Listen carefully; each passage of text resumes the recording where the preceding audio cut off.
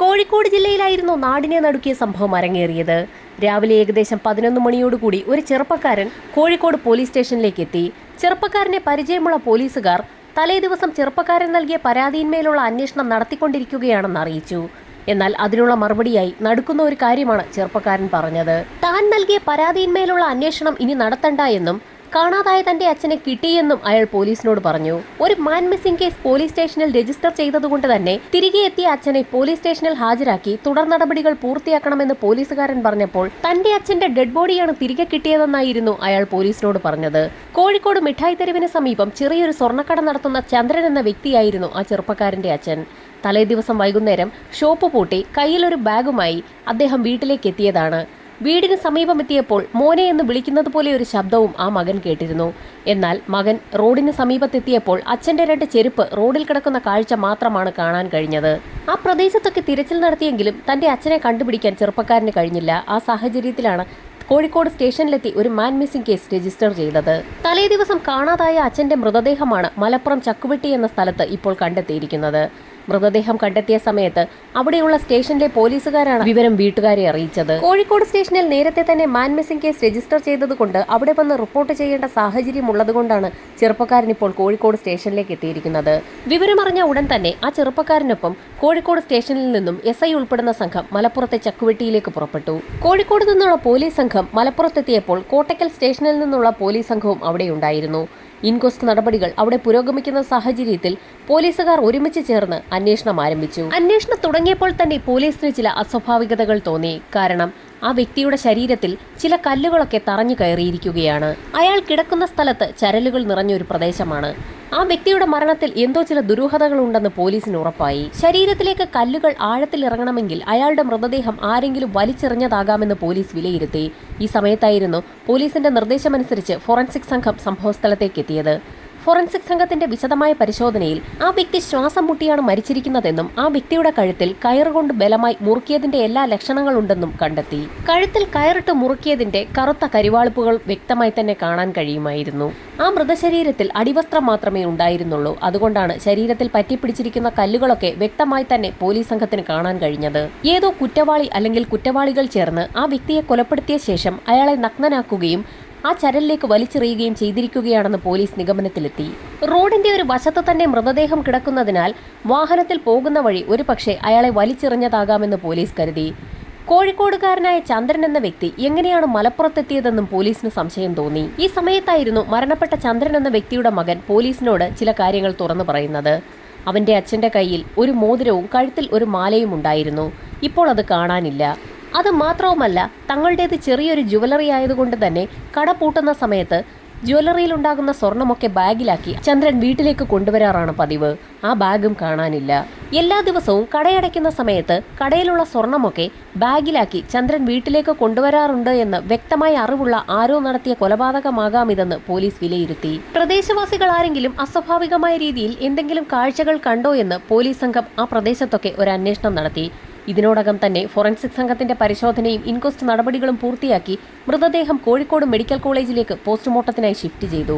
ചന്ദ്രന്റെ ദിനചര്യകൾ കൃത്യമായി അറിയാവുന്ന അയാളുടെ തന്നെ ഏതെങ്കിലും അടുപ്പക്കാർ നടത്തിയ കൊലപാതകമാകാമെന്ന് പോലീസ് വിലയിരുത്തിയതിനെ തുടർന്ന് ചന്ദ്രൻ താമസിക്കുന്ന LIC കോളനിക്ക് സമീപമുള്ള വ്യക്തികളെയും അയാളുടെ ബന്ധുക്കളെയും സുഹൃത്തുക്കളെയും ഒക്കെ കേന്ദ്രീകരിച്ച് ഒരു അന്വേഷണം നടത്താൻ പോലീസ് സംഘം തീരുമാനിക്കുകയും അവരുടെയൊക്കെ വിശദമായ ഒരു ലിസ്റ്റ് തന്നെ തയ്യാറാക്കുകയും ചെയ്തു. രാത്രി തന്റെ വീടിന് സമീപം വരെ എത്തിയ ചന്ദ്രനെ ബാഗോടുകൂടി മോഷണ സംഘം തട്ടിക്കൊണ്ടുപോയത് വാഹനത്തിലാകാമെന്ന് മനസ്സിലാക്കിയ പോലീസുകാർ വാഹനങ്ങൾ കേന്ദ്രീകരിച്ച് ഒരു അന്വേഷണം നടത്താൻ തീരുമാനിച്ചു. അതിന്റെ ഭാഗമായി വിവിധ പെട്രോൾ പമ്പുകൾ കേന്ദ്രീകരിച്ച് അന്വേഷണം നടത്തുക എന്നുള്ള ഒരു തീരുമാനത്തിലേക്കാണ് പോലീസ് പിന്നീട് പോയത്. ജ്വല്ലറി ഉടമയായ ചന്ദ്രനെ വീട്ടിലേക്ക് പോകും വഴി കള്ളന്മാർ തട്ടിക്കൊണ്ടുപോവുകയും കൊലപ്പെടുത്തുകയും സ്വർണം അപഹരിക്കുകയും ചെയ്തു എന്നുള്ള വാർത്ത പരന്നതോടുകൂടി സമീപ പ്രദേശത്തുള്ള മറ്റുള്ള ജ്വല്ലറികൾ അടച്ചിട്ട് ജ്വല്ലറി ഉടമകൾ പ്രതിഷേധം ആരംഭിച്ചു. എത്രയും വേഗം കുറ്റവാളികളെ കണ്ടെത്തണമെന്നാവശ്യപ്പെട്ടുകൊണ്ട് അവർ പോലീസ് സ്റ്റേഷനിലേക്ക് മാർച്ചും നടത്തി. പോലീസ് സ്റ്റേഷന് പുറത്ത് സംഘർഷം രൂക്ഷമാകുന്നതിനിടയിലാണ് ഒരു ചെറുപ്പക്കാരൻ ഉറക്കെ എന്തോ വിളിച്ചു പറയുന്നത് SIയുടെ ശ്രദ്ധയിൽപ്പെട്ടത്. തനിക്ക് എന്തോ ചില കാര്യങ്ങൾ SIക്ക് മുൻപാകെ ബോധിപ്പിക്കാനുണ്ടെന്ന് പറഞ്ഞുകൊണ്ട് ചെറുപ്പക്കാരൻ ഉറക്കെ നിലവിളിക്കുന്ന ശബ്ദമായിരുന്നു പോലീസ് കേട്ടത്. ഉടൻ തന്നെ ആ ചെറുപ്പക്കാരനെ SIയുടെ നേതൃത്വത്തിലുള്ള സംഘം സ്റ്റേഷനകത്തേക്ക് വിളിച്ചു വരുത്തി. ഞെട്ടിക്കുന്ന ചില കാര്യങ്ങളായിരുന്നു ആ ചെറുപ്പക്കാരൻ പോലീസിന് മുൻപാകെ മൊഴി നൽകിയത്. ജുവലറി ഉടമയായ ചന്ദ്രൻ എന്ന വ്യക്തിയെ കാണാതായ ദിവസം രാത്രിയിൽ പോലീസിന് മുൻപാകെ മൊഴി നൽകാൻ വന്ന ചെറുപ്പക്കാരൻ ഒരു തട്ടുകടയ്ക്ക് സമീപം ഇരുന്ന് ഭക്ഷണം കഴിക്കുകയായിരുന്നു. ഈ സമയത്തായിരുന്നു അയാൾക്ക് മുൻപിലൂടെ ഒരു കാറ് കടന്നുപോയത്. ആ കാറിനുള്ളിലുള്ള വ്യക്തി രക്ഷപ്പെടാൻ ശ്രമം നടത്തുന്നതും കാറിലുള്ള മറ്റ് വ്യക്തികൾ ചേർന്ന് അയാളെ ഉപദ്രവിക്കാൻ ശ്രമിക്കുന്നതുമായ ഒരു കാഴ്ചയായിരുന്നു ആ ചെറുപ്പക്കാരൻ റോഡിന്റെ പക്കത്തിരുന്ന് കണ്ടത്.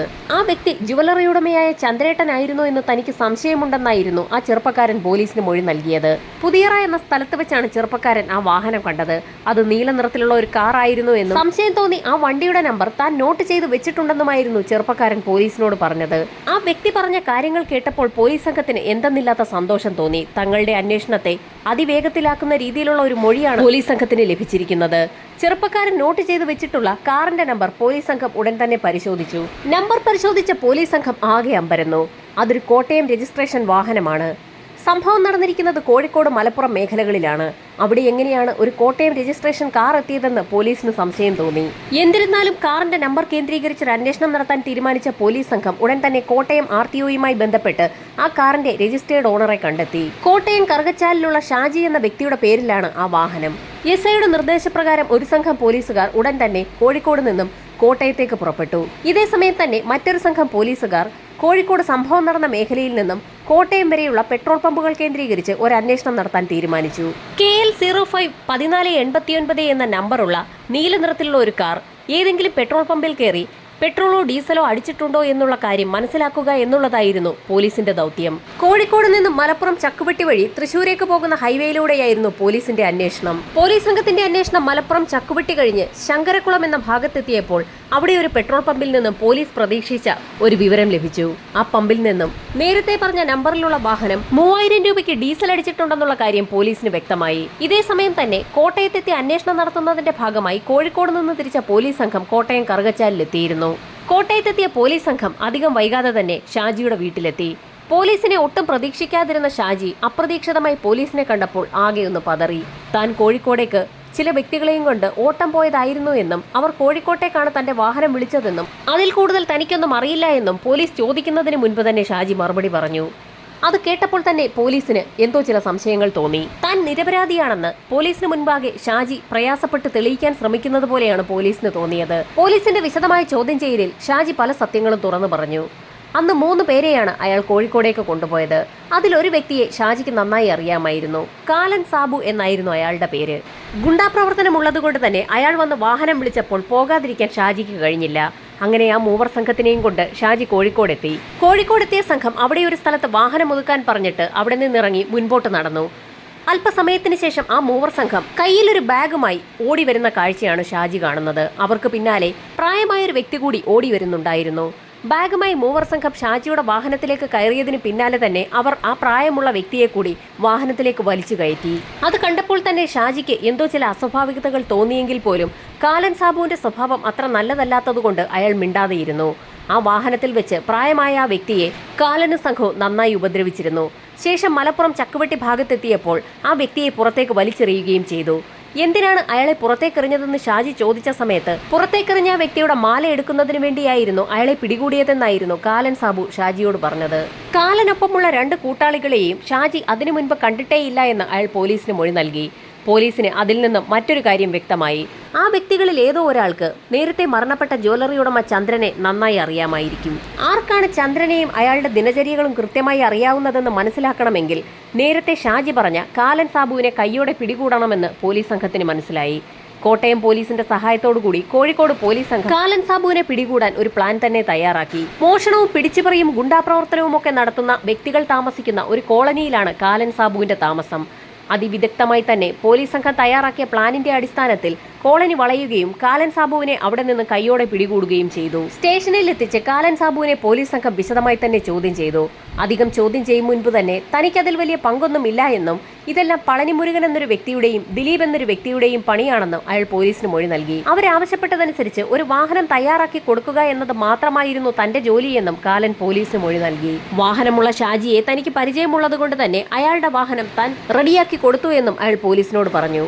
ഏതാനും നാളുകൾക്ക് മുൻപായിരുന്നു മുരുകൻ എന്ന വ്യക്തി കോഴിക്കോട് ജ്വല്ലറിയുമായി ബന്ധപ്പെട്ട് ഒരു ജോലിക്ക് പോകുന്നത്.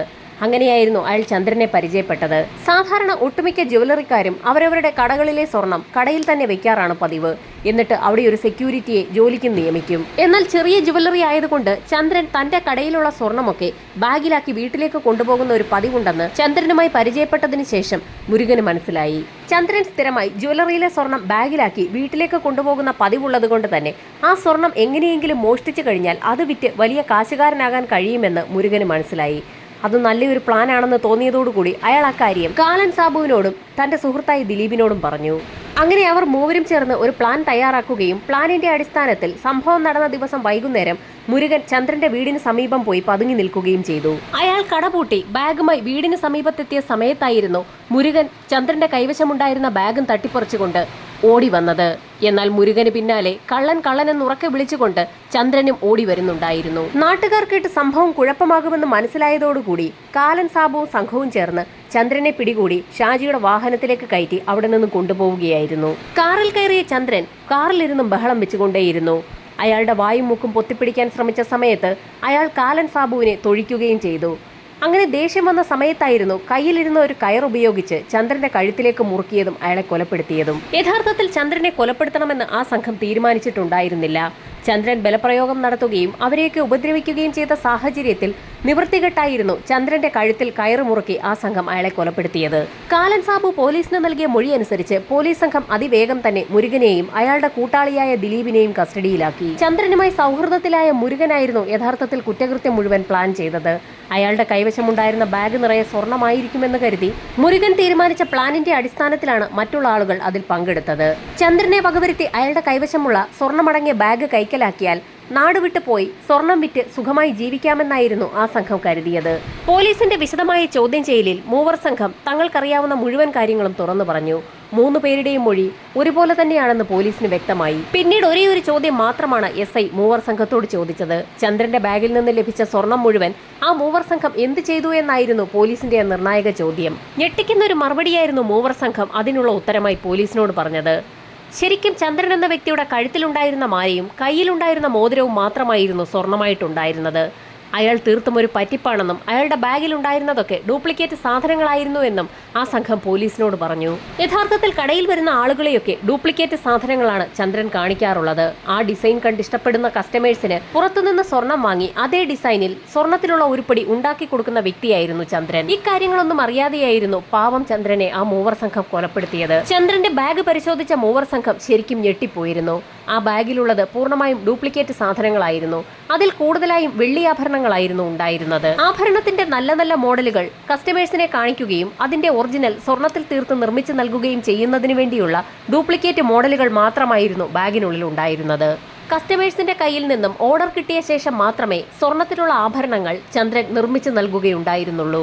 കേസ് കോടതിയിലെത്തിയപ്പോൾ ഷാജി മാപ്പുസാക്ഷിയായി. ബാക്കിയുള്ളവർ 3 പ്രതികളുമായി. പോലീസ് സംഘം വിശദമായ തെളിവുകൾ ശേഖരിക്കുകയും അന്വേഷണം പൂർത്തിയാക്കി കുറ്റപത്രം കോടതിയിൽ സമർപ്പിക്കുകയും ചെയ്തു. വാദപ്രതിവാദങ്ങൾക്കൊടുവിൽ കോടതി 1-ാം പ്രതിയായ മുരുകനും 2-3 പ്രതികളായ കാലൻ സാബുവിനും ദിലീപിനും ജീവപര്യന്തം തടവ് ശിക്ഷ വിധിച്ചു.